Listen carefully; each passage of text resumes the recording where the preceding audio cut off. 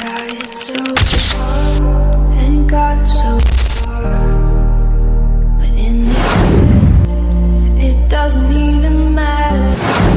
সবার প্রথমে আপনারা ক্যাপকাট অ্যাপটি ওপেন করে নেবেন।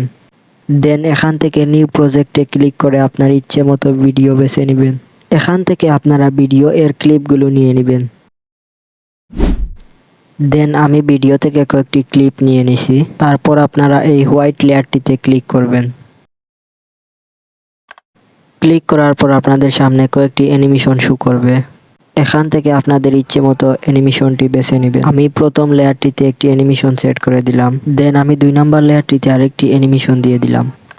তারপর 3 নাম্বারটাতে আমি আরেকটি অ্যানিমেশন বসিয়ে দিলাম। দেন অ্যানিমেশনের কাজ শেষ।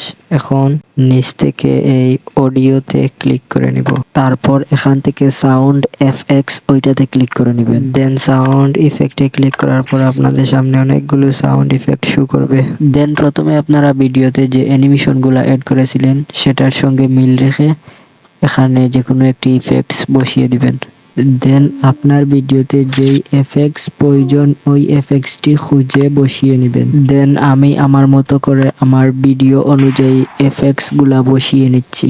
আপনারা আপনাদের ভিডিও এর ক্লিপ অনুযায়ী আপনারা এফএক্টসগুলা বসিয়ে নেবেন। এফএক্টস লাগানোর পর ভিডিওটি কীরকম হয়েছে দেখে নিন।